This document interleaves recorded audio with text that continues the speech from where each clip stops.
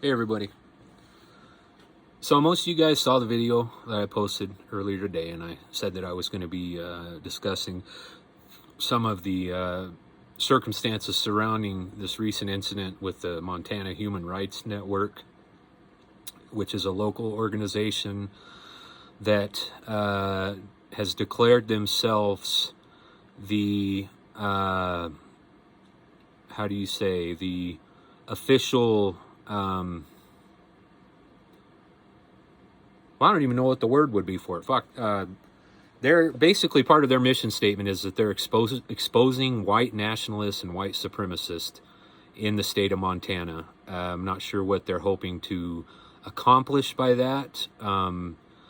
Since I've been getting doxxed by the Montana Human Rights Network, I have had nothing but problems, vandalism on my home. My house was egged, my cars were egged, my mailbox was ripped off. I've had 3 or 4 different banner flags ripped down off my porch, none of which displayed any type of message that would make anybody believe that I was a white supremacist or a racist or had any ill will against anybody else that had never done any wrong to me. So, anyway, I'm not sure what it is that the Montana Human Rights Network is attempting to accomplish here, but it is what it is. I haven't really responded to any of the claims as of yet. But let me give you a little background on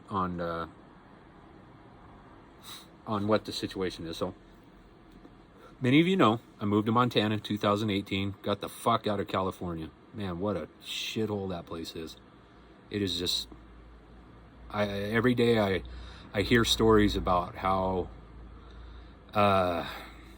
ridiculous it's gotten there. I mean, boy, Gavin Newsom really did a number down there.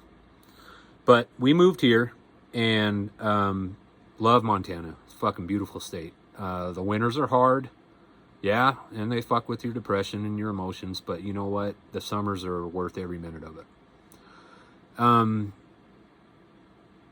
Yeah, moved here to Montana 2018. About a year after I moved here, I hung up what's called a Viking battle flag, which is basically a black and red flag that has a red raven on it. Let me show you a picture. I got one hanging on my wall. So there you go, right next to my Scotland battle flag there, because my family is Scottish, somewhat. I had one of those hanging on my front porch. Had been kind of dipping my toe into Odinism, trying to learn some different things, different principles. You know, I always felt kind of drawn to it. And I now understand that being as my blood and my ancestry, you know, it's a thing that you call blood memory. You know, it's something that your spirit and your soul just identify with naturally. You know, there's a calling. So I started doing some investigating and learning about it, and really enjoyed what I saw and what I learned. One of the big things in Odinism, and this is a huge thing for me, and anybody who knows me, I'm always talking about this shit, I'm always quoting this, I'm always talking about honor, having honor, being an honorable person. To me, being an honorable person means being reliable, being honest, trustworthy, you know, just basically being a good person. You know, it's common sense, being honorable, be an honorable person. So I identified with a lot of these principles, and I'll give you an example. If you guys are looking and you want to learn a little more about what the principles of Odinism and Wotanism are, then I would encourage you to research or do some research on the 9 noble virtues, which are basically like a set of guidelines that we use in our faith to try and, as a compass, a moral compass, so to speak, you know, trustworthiness, honor, being honorable, all these same things that I've already talked about. So one day I was sitting on the couch, it was on my day off, and I got a knock on the door. My boy, my youngest boy, answers the door, and he says, "Hey, Dad, there's some dude at the door. He wanted to talk to you." And so I come to the door, and there's this guy. His name is Brett. He's from Colorado, contractor. Salt of the earth fucking dude. I mean, just a good guy. Would give the shirt off his back to help. Just a good guy, and I'll get into more of that a little bit later on. But and he asked me if I was an Odinist, and we just conversed about a few things and talked and kind of hit it off, and found out that we had a lot of things in common. And he invited me to come and meet Mr. Ron McVan here in town. So that weekend they were still in town, and we all got together at a local bar after work. I don't drink, but I went to go and fellowship and meet Mr. McVan anyway, because I was excited to meet him. I mean, he's what an honor. And so I went, and my wife and I we sat down and visited with everybody, and I got to talking to Mr. McVan and found out he was a musician. And we both, as everybody who knows me, I mean, I'll give you an example. You can see, right here the part of my drum set. I've got my little recording studio out here set up. I call it Black Phillip Studios. I love that movie. I can't remember. I can't remember the name of it. But anyway, there's a character in it. He's a black goat, and his name is Black Phillip. So I enjoyed it, and I named my studio after it. Anyway, Mr. McVan and I decided we were going to exchange numbers and see about maybe putting something together musically and just have some fun and jam. I wasn't really involved in any groups or anything, committed to anything at that time musically, so I thought, well, what the hell, I'll fucking try it out.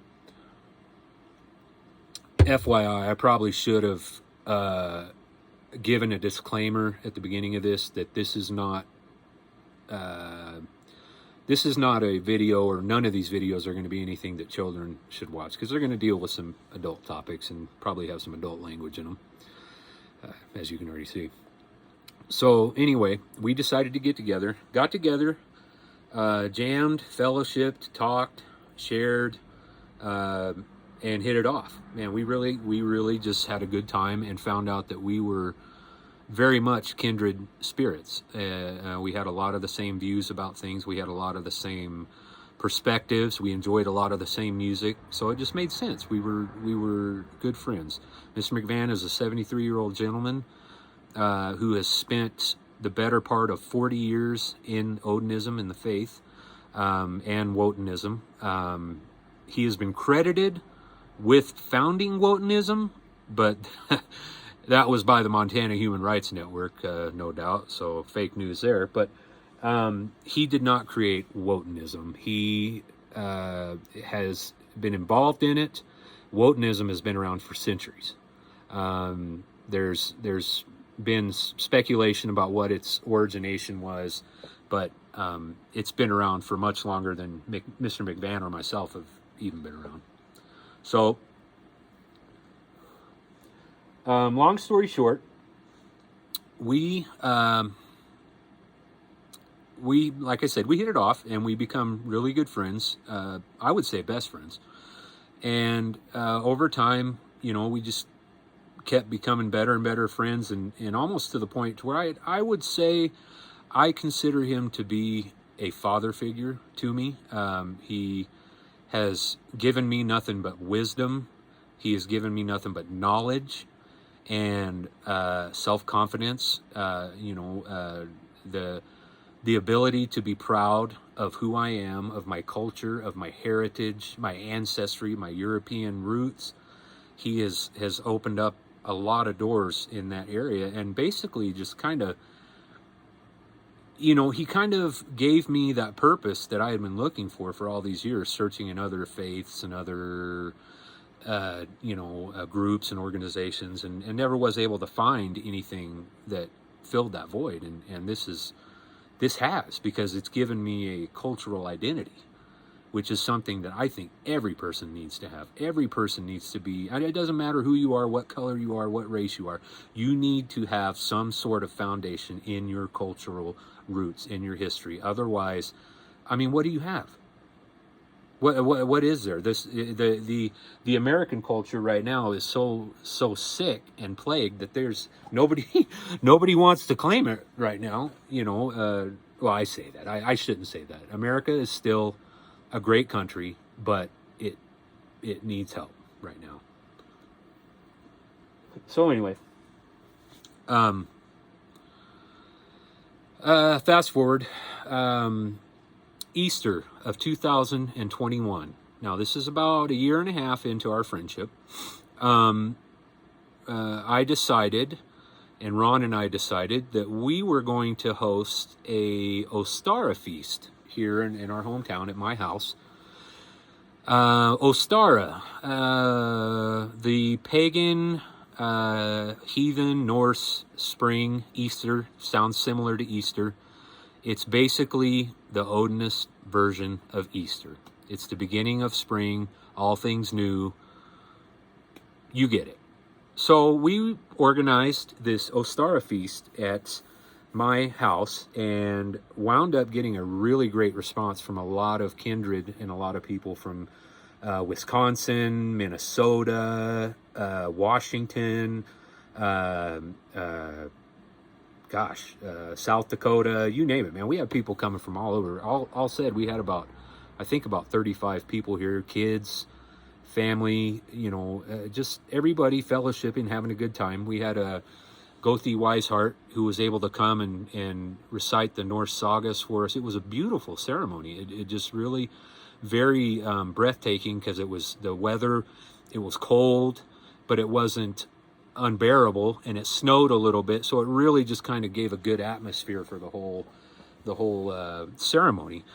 We did the sacred ceremony. We had the Ostara fire there, and basically what we did was each individual person went and cast a flower as a sacrifice into the flame, for I guess you can say prosperity for the upcoming year, and just in observance of the Ostara. And just had a good time. We had good food. We had really good, I think we had some pork shoulder that day, some good cake, everything. We hung up a few banners because people have different kindreds from other states. And each person, each kindred likes to represent their group with some sort of banner or some sort of display, So we had different banners hanging up, none of which were displaying any images that would make anybody believe that this was some sort of white supremacist, white nationalist bullshit, whatever the media wants to fucking tell you. So we all got together. We had our good time. And during the ceremony, it was kind of strange because this young lady shows up. She's a reporter for the Montana Standard, as she claimed. Her name is Megan. I don't remember her last name, but I do remember that she made the statement that she was out driving around looking for stories to do on spring. We thought, well, what the hell? We've got nothing to hide. We cordially invited her in, offered to feed her, fellowshipped with her, explained every step of the process, what was going on. We're very hospitable to her. There was not even a whiff of any type of discrimination, not a whiff of any type of propaganda or that fucking bullshit going on here. All it was a religious observance of our Ostara, and we were participating in it, and we invited her to come and participate, and she did. She came and observed. She took some photos. She did some interviews, and we thought, great, we're breaking down boundaries here. You know what I mean? We're educating the public about our faith and who we are. So, a couple days go by, and the Montana Standard comes out, and on the cover of the paper is a big article, a big picture of Mr. McVan, him throwing the flower into the sacred fire. And it's kind of funny that they took the time to specifically single out Mr. McVan and take his photograph. And that was the only one that they published. There wasn't any other photographs that they published of the event. There were plenty of other ones. There were children running around playing, having a good time. It was a great, beautiful ceremony. And the article, the tagline under the article read, "Local author of books espousing white supremacy, Ron McVan, is seen here throwing a flower into the sacred star flame." So they doctored up the tagline to, first off, to create a bias before you even started reading the story. Saying that Mr. McVan's books that he has written, because he is an author, he is an artist, he is a musician, he's a Renaissance man. He is. I haven't seen anything that the man isn't good at. He's just a very well-rounded individual that has spent a lot of time honing his craft, honing his skills, and a lot of time studying, educating people. I don't need to go into defending him because, I think it speaks for itself. And the rest of the article pretty much followed suit. It showed pictures of my residence, and it basically just denounced everything that we did there as an observation of some sort of racially motivated ceremony, which it absolutely was not whatsoever. Okay, that being said, the article's out. It's published on Facebook, it's published in the newspaper, it's published online on the Montana Standards website. It's just basically a real inflammatory piece of crap. So we tried to see if there were legal avenues that we could take to try and put a stop to it, or at least have them print a retraction of some sort, do some damage control, because what they were doing was playing with fire, because they were trying to paint myself and the other individuals that were at this event as just bad people, that we were there with the purpose of propagating racially motivated white supremacist nonsense, which we absolutely were not. We were a group of people who were all kinsmen, who were all of the same faith, who were having a religious ceremony. And it was nothing more than that. Okay, story comes out. Like I said, this reporter, Megan, gains access to our ceremony under false pretenses. And so on. So I would say probably, well, it would have been not too long before the March 29th, I think. I was laying in bed, and it was about 3 o'clock in the morning, and I hear what sounded like hurried footsteps, like somebody running outside my house. I didn't have any security system set up yet, so I wasn't able to record or survey any of the activity. So then, after I hear the footsteps, I hear just the sound of thud of something hitting the house. And then I hear that about 8 or 9 times, and then I hear footsteps running away. Well, I grabbed my shotgun, ran downstairs, because I think, fuck, somebody's trying to break in the house. I get outside, and the first thing I see when I open the door is that my mailbox is ripped off its stand, and it's laying in my front walk. There's eggs smashed all over the front of my house. My Viking battle flag has been ripped down and taken. My wife's Yukon has been egged. My truck has been egged. My garage has been egged. The side of my house, the front of my house has been egged. So I spent the better part of, 2.5 hours from 3 o'clock in the morning until about 6 o'clock cleaning up egg shit and mess, because I didn't want my wife to see it, because I didn't want her to get her heart broken when she woke up and saw that. So I file a police report. The officer comes by, and he's very polite, very cordial. He seems to be genuinely concerned, about the matter, and so on. So I let the rest of the people that were at the Ostara feast know what had happened, and we had been kind of corresponding about this already, because the newspaper article had already been issued and released. So they were aware of the attention that it was drawing. And so we all start putting our heads together, trying to do some investigating to see if we can come up with some names of people in the community or local people. Of course, our first our first thought is we go, oh fuck, Antifa, you know, they've organized and come over to take care of business over here. But you know, we kind of scrapped that idea and realized that it was probably just some local cowards that were caught wind of the story, you know, wannabe edgelord social justice warriors. And anyway, the days go by, and I wind up going to work, and I'm kind of spreading it around work too, because, you know, it's always good to network and see if you can get information that way. Well, on my way home from work, I decide, hey, I'm going to call Mr. McVan and see how he's doing. I try calling him, and the phone line's disconnected. And I think, oh, fuck, what's going on now? And then the next thing I know, I get a call from a very dear, sweet lady. Her name is Jamie. She passed away this year. Beautiful spirit, just a beautiful spirit, wonderful person. You know, it's heartbreaking, her death. That was a tremendous loss. She calls me and says, Kelly, you need to get here. Mr. McVan, Ron, I'll call him Ron, his garage is on fire and his house is burning right now. And I thought, oh, son of a bitch. So I go as fast as my fucking truck will take me without getting into a wreck and get into Butte. And I get here and I see that his garage is completely engulfed, or was engulfed in flames. It's burnt down to the ground. His classic Mercedes-Benz that he had in there, that he had just recently purchased and loved with all his heart, was melted into a piece of fucking tin.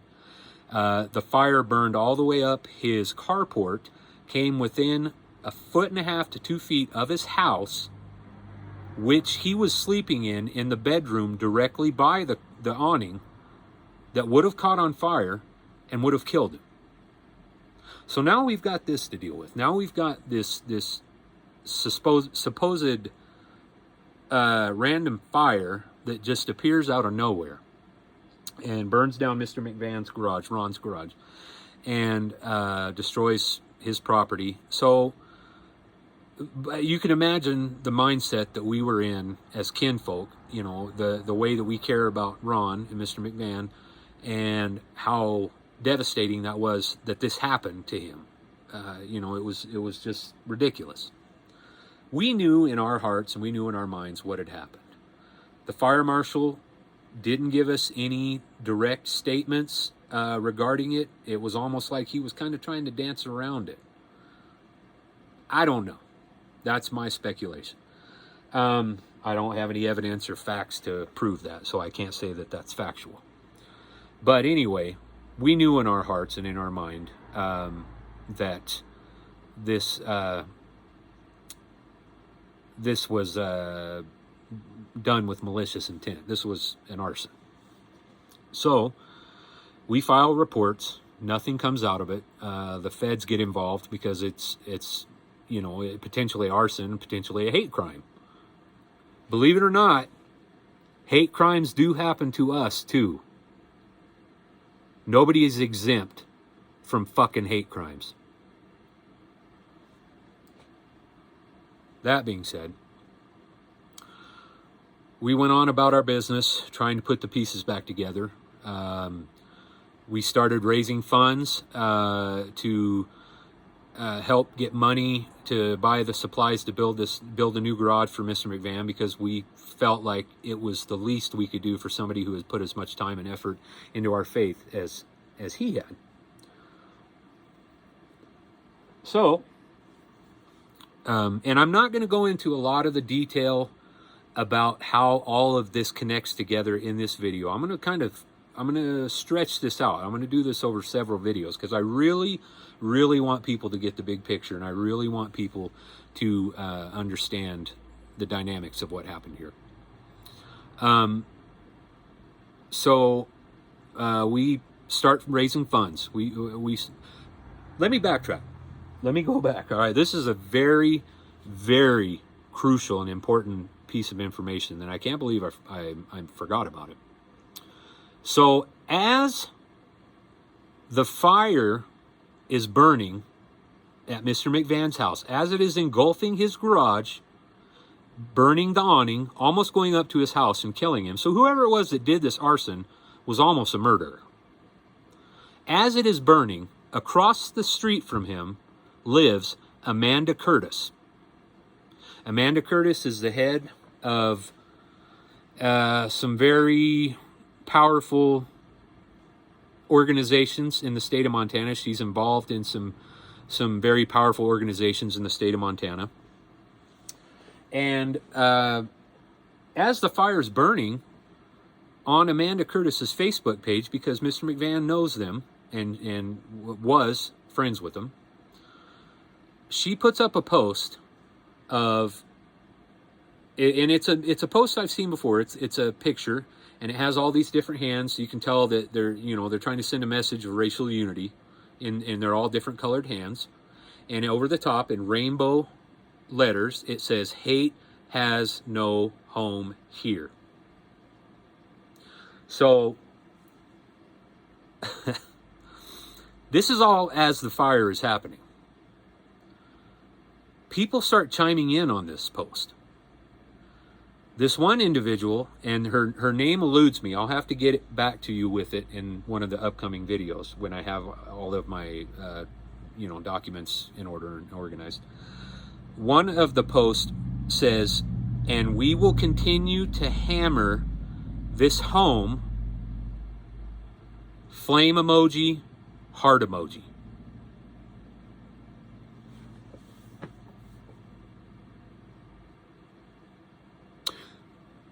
Now you tell me the conclusion that an individual is supposed to draw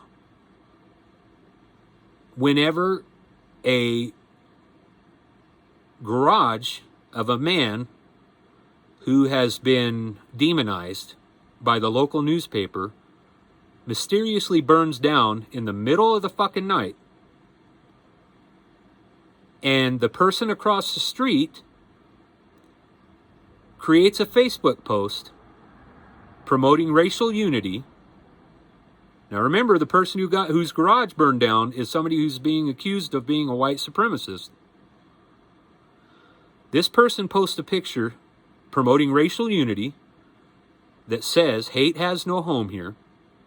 And then the very first post on, or comment on that post is, "And we will continue to hammer this home," flame emoji, heart. You fucking tell me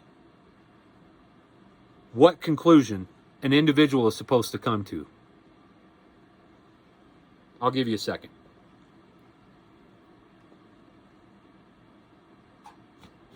Yeah, the same conclusion I came to. The individual who made that comment on that post knew that that garage was burning as it was burning. And this is in Facebook land.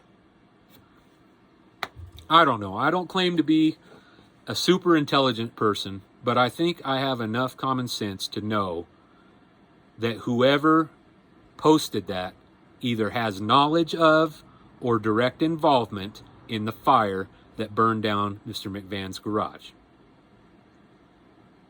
Just saying. Fast forward a year. We've spent the year raising money. All of the kindred came together. We raised, I shit you not, guys, we bought Mr. McVan a brand new Mercedes, not a brand new Mercedes, a classic Mercedes sports car. We were able to purchase a new garage kit for him and all the lumber and materials to rebuild his deck and part of his roof in his house. And we organized and put together a build party, and the weather was fucking horrible. I mean, it was cold as ice out there, but these guys, every single one of them got out there like warriors and fucking worked in that bitter ass cold and built Mr. McVan a brand new garage. And we did it all out of our resources, out of our own pockets. No help from anybody, no fucking insurance money, no lawsuits, nothing. We bonded together, the members of our faith, and we helped each other. So, garage gets built. Great. I post a couple of blurbs on Facebook about it, just celebrating the victory of getting the garage rebuilt, a better garage. One's made out of metal this fucking time. And I don't say very shortly after that. It would have been about a month or two after that. Montana Human Rights Network decides to pick up where they initially left off and continue propagating their bullshit, their fabricated stories about myself, about Mr. McVan, about the people who were involved in the build and the people who were involved in the Ostara Feast. Most of you guys have read the article, so you know that it's complete and utter fucking nonsense. But to each his own. The Montana Human Rights Network is a 501c3 organization, nonprofit. So unfortunately, because of that, they are able to go around and wallow in the filth and the bullshit that they promote and spread it around without any worry of repercussion or legal ramifications. There's really nothing that can be done from that perspective. I could individually file a defamation and libel lawsuit against the individual who has been signing their names to these letters, Travis McAdams, but I've chosen not to do that because I choose not to acknowledge their ridiculous accusations and their bullshit. I'm releasing these series of videos because I want to give everybody an opportunity to get all of the facts in an environment where I control the narrative and the truth isn't being twisted around or misspelled or laid out in a fucking way that makes anybody look any different than what they are. So, anyway, this article comes out. Well, next thing you know, the Montana Standard picks it up. Well, big fucking surprise there.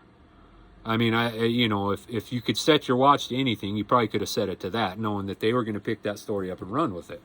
Well, Montana Standard also is connected with a lot of the other major newspapers in the state. So guess what? The story not only hit the Montana Standard, it also hit the Billings Gazette. It hit the Great Falls Tribune. It hit, oh boy, what else was there? There was some online networks that it hit. I've been told that it's even gotten national attention. So basically what the Montana Human Rights Network is claiming is that I am a deranged, radical, right-wing, white nationalist who believes in a, and I quote unquote, sham religion. That's a direct quote from Travis McAdams. That I'm attempting to somehow promote my beliefs and my faith to not only my co-workers, but also to, well, for legal purposes, I won't go into who or what because I don't want to drag anybody else into this article. But the people who know me know who I'm talking about, and that I was trying to do some recruiting into this mysterious organization that Mr. McVan is apparently the patriarch of. So,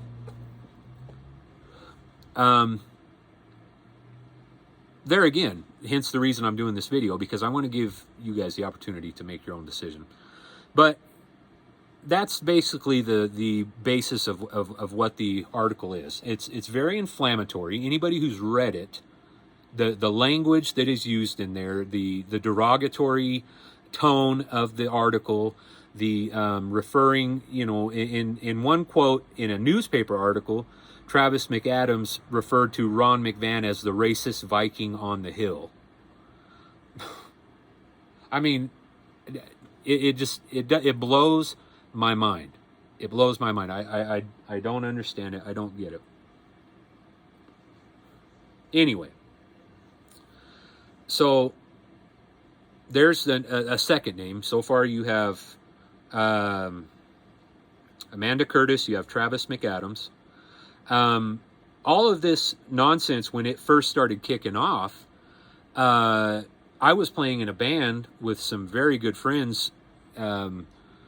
A couple of the guys that I'm still very good friends with, brothers, and one individual who decided that they didn't want to affiliate or associate with me anymore as a result of this, and basically cut ties with me. His name is Colton McCall, and he runs a Photic tattoo studio here in town. Blocked me on Facebook, blocked me everywhere. And the funny thing is, I stepped out of the band because I didn't want any of this that was going on to touch these guys. I didn't want any of this to affect them because I knew it was bullshit, and I knew it was fucking nonsense. So I was gonna hold this road alone. I wasn't gonna drag anybody else into this or drag them down with me. But anyway, long story short, he cuts me off 100%, blocks me on Facebook, doesn't talk to me anymore. I know that he was receiving a lot of pressure from his fiance over this. Her name is Alyssa Ness. There's a very strange connection between Travis McAdams and Alyssa Ness that I'll go into in a different video, like I said, when I have all my information together. Anyway, so basically it cost me this friendship. It cost me my band, which we were doing really good as a group, writing music. I know my neighbor didn't fucking appreciate it. Her name's Sherry Brown. She's a local realtor here in town, and she used to complain and leave anonymous letters in our mailbox and send me Facebook messages and just, you know, basically harass my family because we played music one day a week for 2 hours from 1 to 3 o'clock.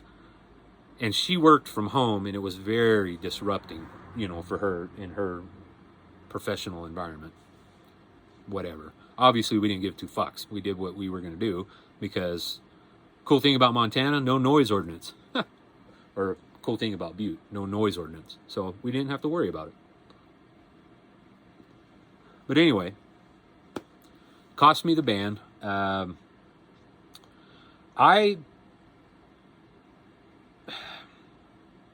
won't say for certain on this, but I'd be willing to speculate that the reason I wasn't able to find initially legal representation is because nobody in this town, or the state for that fucking matter, wanted to go up against the Montana Standard or against the Montana Human Rights Network. It's like they were scared shitless of them. When I had a clear case of libel and defamation, even if it was against Travis McAdams alone, nobody wanted to touch it. They were all afraid to mess with it. Whatever. So I left it alone. I took the high road. I stayed quiet. I like Ray Liotta says in Goodfellas, I'm gonna have to live in my house with the windows drawn shut for a fucking month now. That's kind of what I did. You know, I just basically stayed off the grid. Anyway, so all of these things that have fallen apart as a result of this pursuit by the Montana Human Rights Network, and most of you people are familiar with it. So that being said, I think I'm going to wrap this video up because fuck, it's already almost 40 minutes. This will probably be the longest of the video in the series, longest video of all the videos in the series. That being said, I want to make one thing very, very fucking clear. I will not denounce my faith. I will not renounce Ron McVan, because Ron McVan has been nothing but a good friend to me. He has done nothing but give me wisdom, knowledge, respect, and self-confidence.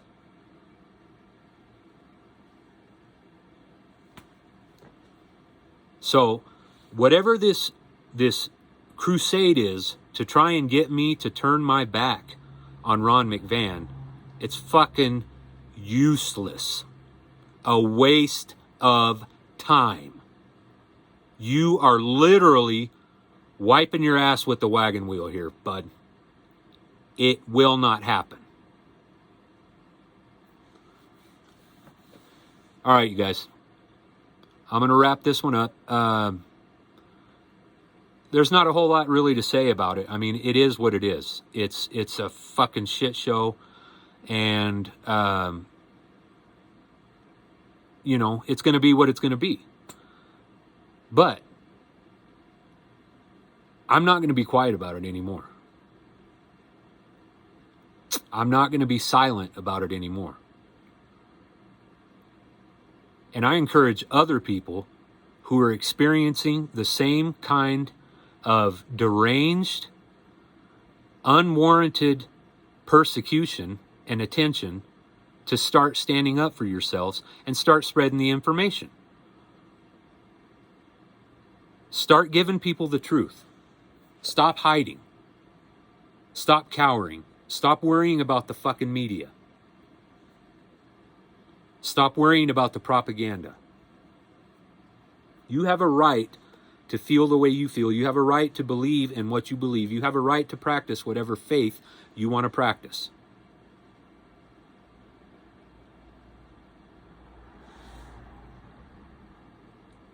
And nobody in this fucking country can tell you any different. All right. I love all you guys. I hope you guys have a safe night. May the gods bless you. We'll see you next time.